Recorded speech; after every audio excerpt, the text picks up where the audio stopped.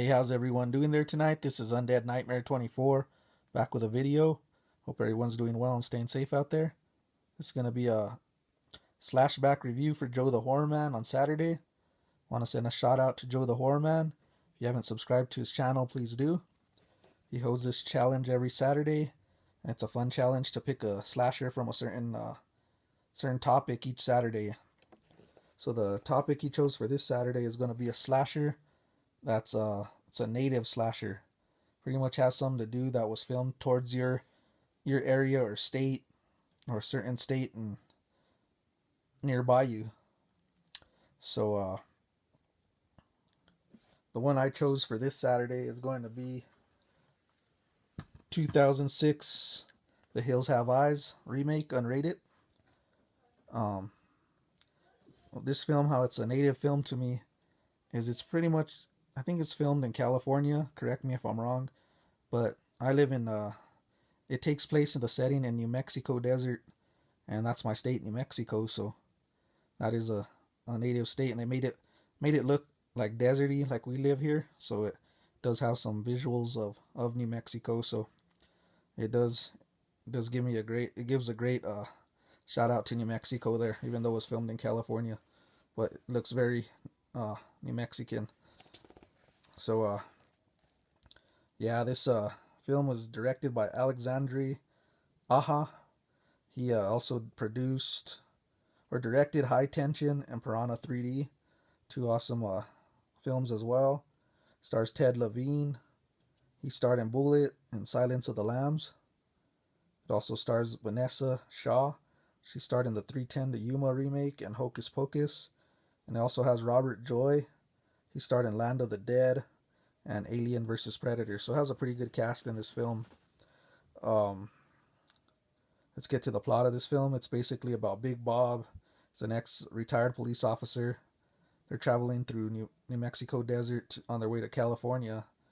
Him and his family. He's got his wife, about it's his three kids, the son-in-law, um, and his granddaughter. She's a baby, and then they have two dogs named Beauty and the Beast, and they're traveling through the New Mexico desert on their way to California. Like I said, they go to this gas station with this real disturbing character, kind of Texas Chainsaw Massacre like. They're asking for directions to get to California quicker, and he gives them the wrong directions, just like it pretty much reminded me a lot of Texas Chainsaw Massacre 3 Leatherface in a big way. So they end up going through this back road. Um, end up getting their tires slashed pretty much intentionally, and as they get trapped here, they notice they're not alone. And as they're looking through these hills, you have these kind of human beings making noises, real odd noises, and they surely start to find out that they're not alone out there. And there's a pretty much a cannibal tribe in the in the hills, watching them and just hunting them down one by one. And as they're doing this for survival, they start to find out that this was like a bomb testing site, and the military tested bombs out here. And as they did this, the people refused to leave, so they end up getting pretty much all deformed from the radiation from these bombs. So it makes them very, very great looking in this film, very creepy and deformed like. So they're getting picked off one by one by this group. There's some pretty brutal assaults in this film. It just has you on the edge of your seat during this film. It has some pretty, like I said, brutal and disturbing scenes throughout this film. You got the young brother and the sister. They're trying to survive through here, and the brother-in-law, and pretty much, little spoiler alert there, the granddaughter baby ends up getting kidnapped by this demented tribe here, and they're trying to rescue them. As they do that, they're pretty much getting outsmarted by this cannibal group for a while, and then they end up making the odds better and fighting back. So yeah, it has a lot of kills in this film, great effects by Greg Nicotero, and really keeps you on the edge of the seat through this film. And overall, the ending's very satisfying. You got some great showdowns towards the end. So that's pretty much the film in all.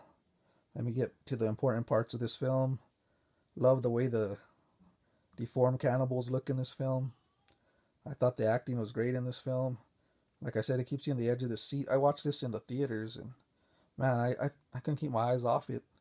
I think I went twice to watch it in the theater and then bought it right away on Blu-ray. As this is a remake and it's very unpopular, but I choose this remake over the original. Even though I enjoy the original, I think this one's slightly better, and it's one of the modern day remakes that I really enjoy. It was on my top 20 list, pretty high. So yeah, it's a great film.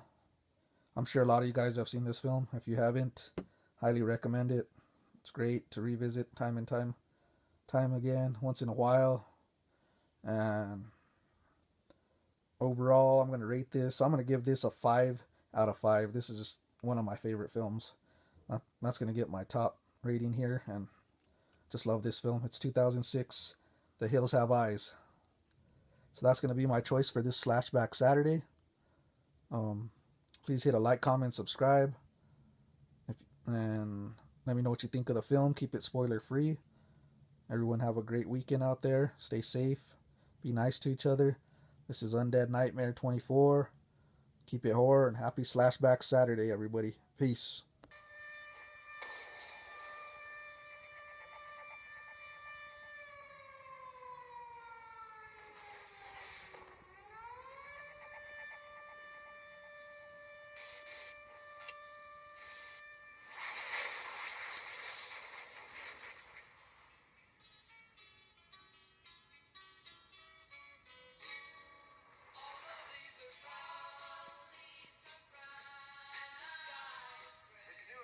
First people that crossed this desert, they didn't know where they were.